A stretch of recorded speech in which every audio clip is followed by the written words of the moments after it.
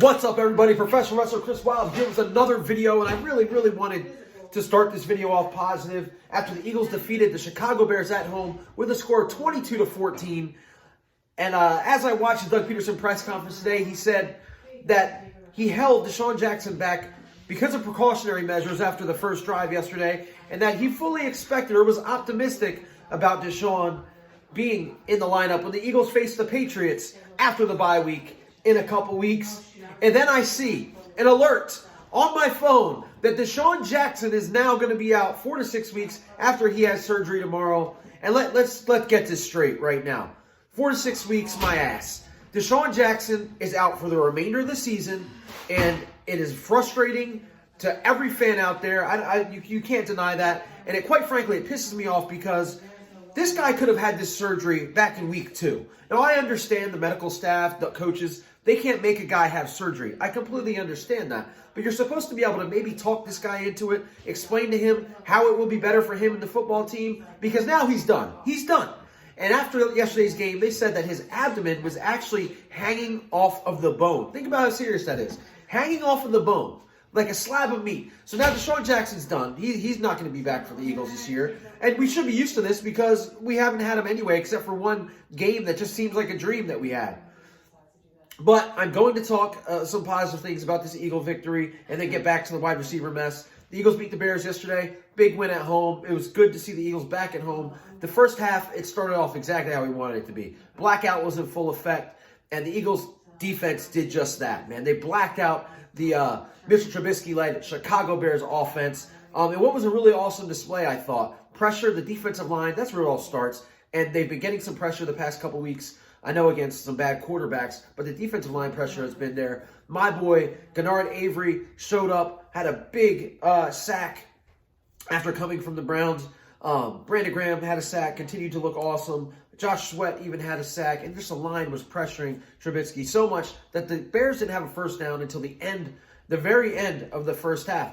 Second half comes, and it's like the defense kind of just fell asleep or, figured there's no way this guy's going to beat us, so they let up. Trubisky started coming back a little bit, started making some plays, going deep. The pressure wasn't there.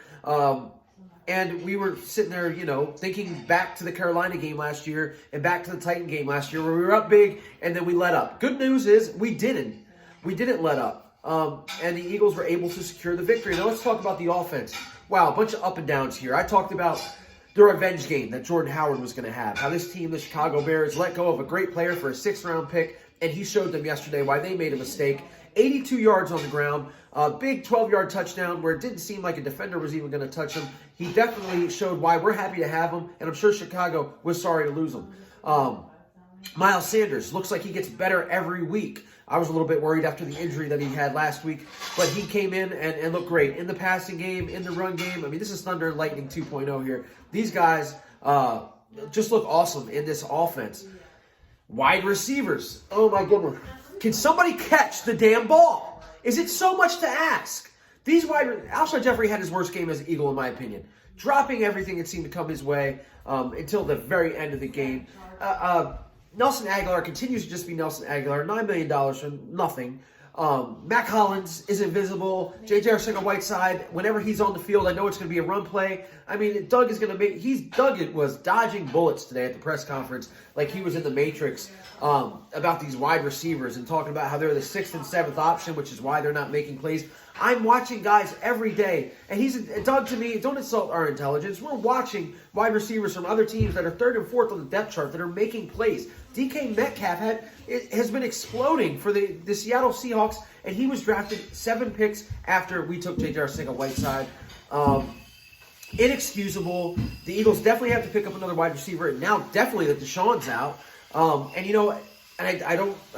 kind of wanted this to be more on the positive side, and I maybe was thinking about making 2 videos, but I really had faith in Howie Roseman. When they didn't do anything on the trade deadline, when they passed on Josh Gordon, who is now a Seahawk, thinking that maybe they saw Desean and they knew, look, this guy's ready to go. It's just a matter of when. But he's ready, and our offense and all the guys we got back is going to look good. Well, apparently that's not the case because Desean Jackson was not ready to go. This is something that even if he doesn't get the surgery, was going to bother him.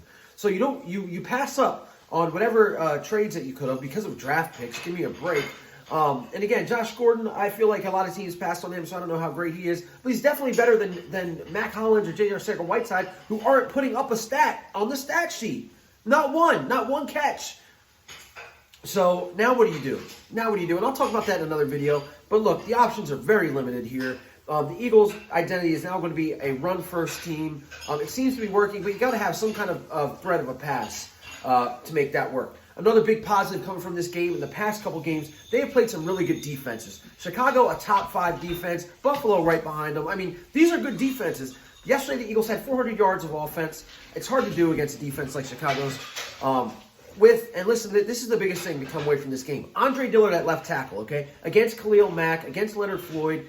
I know not every snap he was against these guys, but this is our rookie left tackle coming in against some of the best pass rushers in the league. And he absolutely held his own. Mack didn't have any sacks yesterday, was for the most part a non-factor. Andre Dillard, I don't think people understand how hard it is to find a left tackle that can do what he's doing right now. I mean, it's really hard. Doug said that when Jason Peters comes back, it's his job. I agree with that. Jason Peters is not a bad left tackle at all. And eventually, Andre Dillard's going to take that spot. Now, maybe what makes me think, when Peters was in there, the offensive line was having his troubles a little bit. They have been beating guys up. Absolutely beating teams up the past couple weeks. Kicking ass, doing their job. Andre Dillard, he is a superstar to me. He's just going to continue to get better. And this offensive line, if they can continue to do this the rest of the season, that will definitely help the run game out. And you're going to need it because you don't have anybody besides Zach Ertz and Dallas Goedert to a point that can catch the football, it seems like, at this point. We'll see what the Eagles do moving forward. So, yeah, man, that's pretty much it. The news, Desean Jackson out 4 to 6 weeks. Remainder of the season, in my eyes, I think he's done. And, it just pisses me off and it's bothersome that Doug Peterson says that he believes that Desean is optimistic to get into the New England game. And now, look, surgery and out for the season. But, hey, when you're a Super Bowl winning coach, I guess you can make some mistakes like that. So, look, we're going into the bye week now. We face the Patriots. They're going to be pissed off and angry after they got their asses kicked by the Baltimore Ravens last night. It's going to be interesting to see what Doug does and the rest of this coaching staff to get this offense right. I think that the defense, they're on to something now as everything seems to be clicking. Tim Jernigan returned. Welcome back, Tim Jernigan. Avonte Maddox had a couple big pass breakups.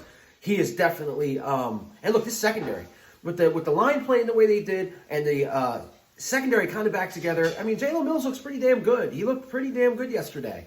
Broke up a long play. Avonte Maddox broke up a 4th down pass. These guys, and while I'm on these downs, and I'm glad I didn't forget this, Carson Wentz played a good game yesterday. Again, it doesn't show in the stat sheet, but what he does sometimes is not going to show in numbers.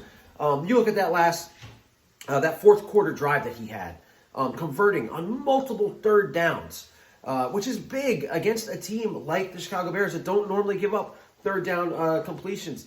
And Carson did that to kind of end the game, kick the field goal. Jake Elliott, once again, besides extra points for some reason, is perfect. It reminded me of a guy called David Akers. So, look, guys, I'll be back with another video about this wide receiver situation. I just wanted to get, this little review of the Bears game. It was a good win. It wasn't a fluky win. It was against a good team with a bad quarterback. But when you're able to do what they did against the defense they did, I think it tells something, and it's definitely a blueprint.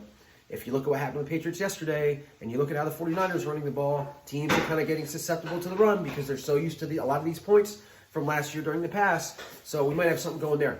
I'm Chris Wild. Please like, share, subscribe on my quest to 1,000 subscribers. I know I'm a long way, but who knows? A lot can change in a little bit of time, as we're seeing here as Eagles fans. Thanks again for watching. I'll be back, and happy bye week. Go Birds.